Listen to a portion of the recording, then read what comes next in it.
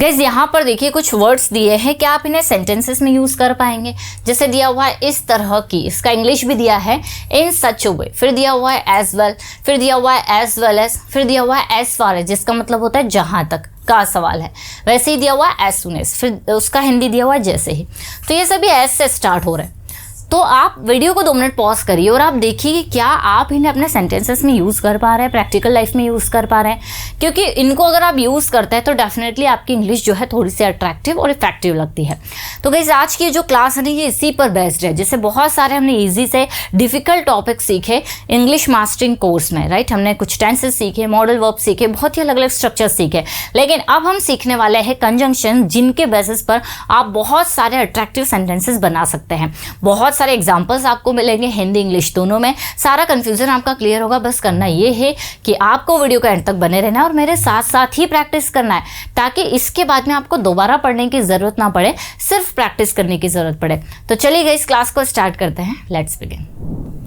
चलिए तो गाइस एक एक करके हम लोग सारे इंपॉर्टेंट इंग्लिश स्ट्रक्चर्स या हम कह दें इंपॉर्टेंट कंजंक्शंस को हम लोग सीखने वाले हैं। पहला जो हमारा दिया हुआ है वो है इन सच अ वे। इसका मतलब होता है गाइस इस तरह की या फिर ऐसे तरीके से की, है ना। ये काफ़ी ज़्यादा यूज़ होता है। देखते हैं हम लोग कैसे। जैसे उसने पाठ इस तरह समझाया कि, ये देखिए इस तरह समझाया कि सभी समझ गए।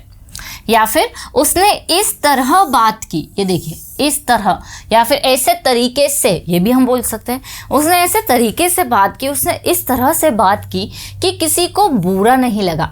वैसे ही कुर्सियाँ इस तरह लगाओ कि सभी स्टेज देख सके, मतलब कुर्सियाँ ऐसे अरेंज करो, ऐसे लगाओ कि सभी को स्टेज दिख सके। वैसे ही इस तरह गाड़ी चलाओ कि, या ऐसे तरीके से गाड़ी चलाओ कि दूसरों को परेशानी ना हो। आ रहा है समझ में? तो हमारे सेंटेंसेस में क्या आना चाहिए? ऐसे की या फिर इस तरह से की। बहुत ही आसान है, जिसके लिए हमें यूज़ करना है इन सच वे। तो हमारा पहले सबसे सब्जेक्ट हमें यूज़ कर लेना है, वर्ब आ जाएगी, फिर इन सच वे, और फिर हमारा सेकेंड सेंटेंस। चलिए देखते हैं। उसने पाठ इस तरीके से समझाया कि, तो शी एक्सप्लेन्ड, ये पास्ट में था इसलिए she explained the lesson in such way. उसने लेसन ऐसे समझाया कि, तो she explained the lesson in such way that का यूज भी करना है, एवरीवन अंडरस्टूड इट, कि सबको समझ में आ गया। तो सेंटेंस हमारा कोई सा भी हो सकता है, पास्ट में है तो पास्ट में, प्रेजेंट में है तो प्रेजेंट में, ठीक है, फ्यूचर हो तो फ्यूचर। तो यहाँ पर हमने ऐसे तरीके से के लिए ले लिया हमने सच वे। तो she explained the lesson in such way that everyone understood it.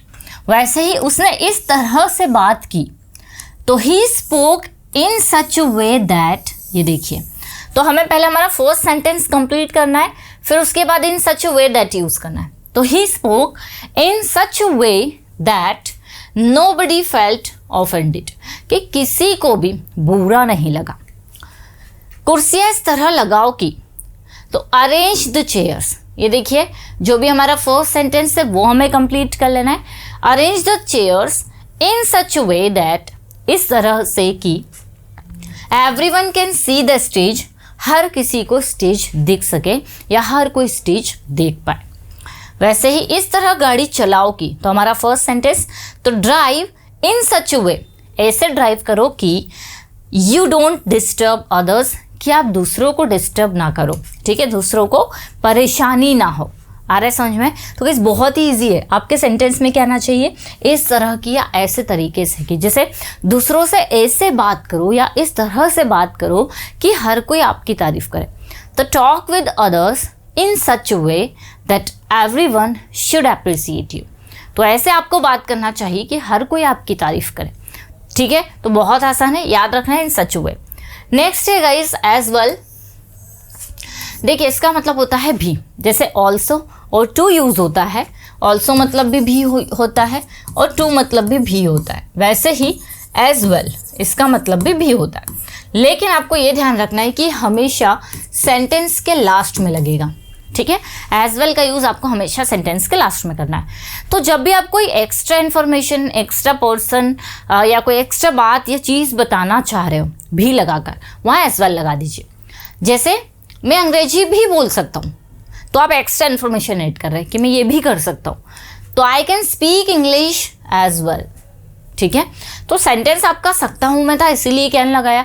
जो भी सेंटेंस है, जिस भी टेंस में जो भी मॉडल वर्ब है वो लगा ले, बस हमें एक्स्ट्रा इन्फॉर्मेशन मतलब भी के लिए हमें किसका यूज़ करना है, एज वेल।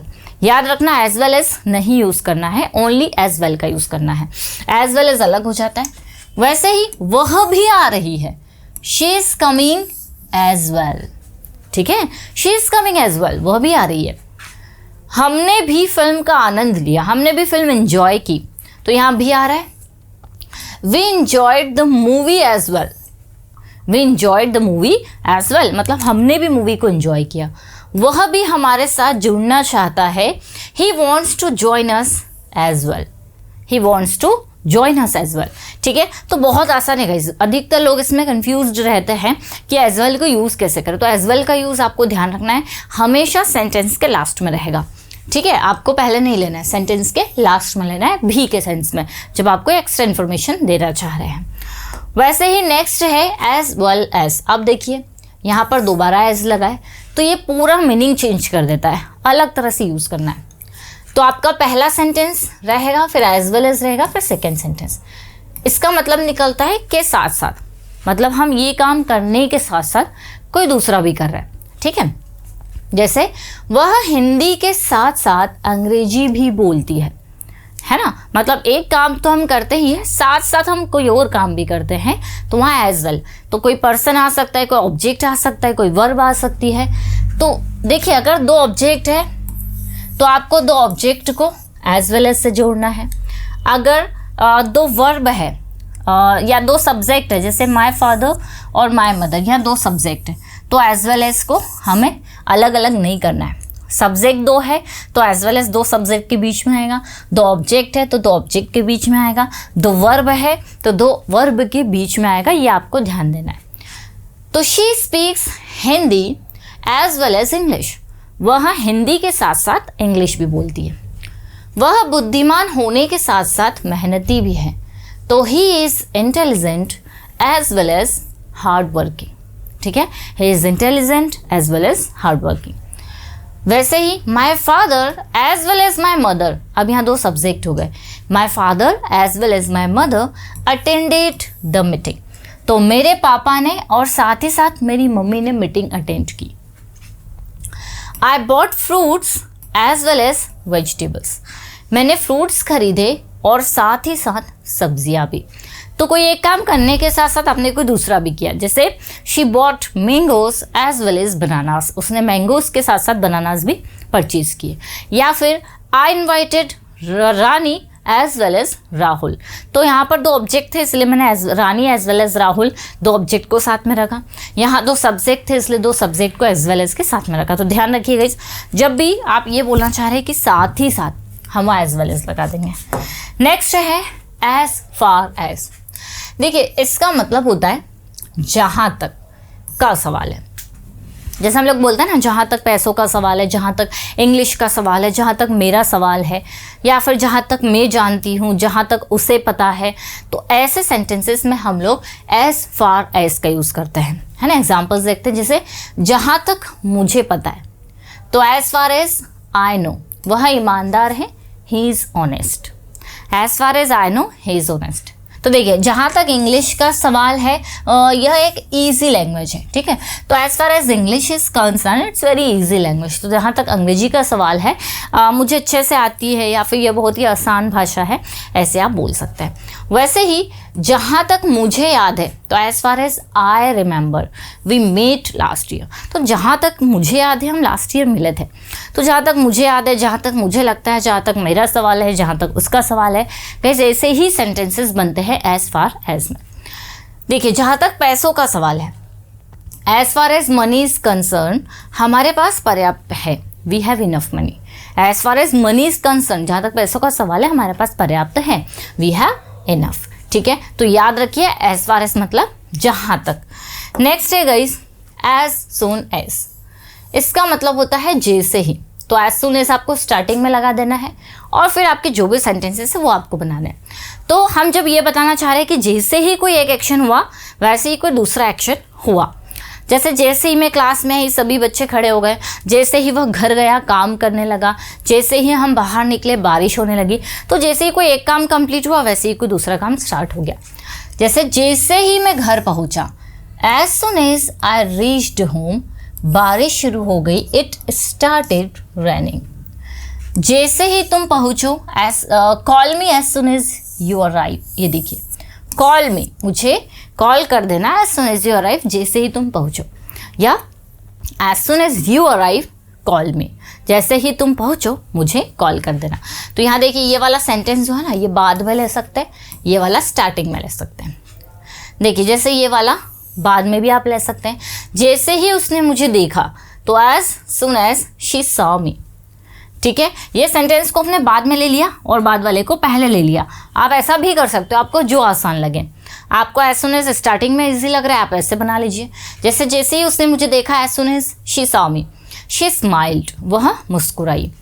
जैसे ही शिक्षक कक्षा में आए, तो as soon as teacher entered the class, past में है इसीलिए पास्ट में बनाया। तो as soon as the teacher entered the class, जैसे ही शिक्षक कक्षा में आए, छात्र जो है वो शांत हो गए, तो द स्टूडेंट्स बिकेम साइलेंट।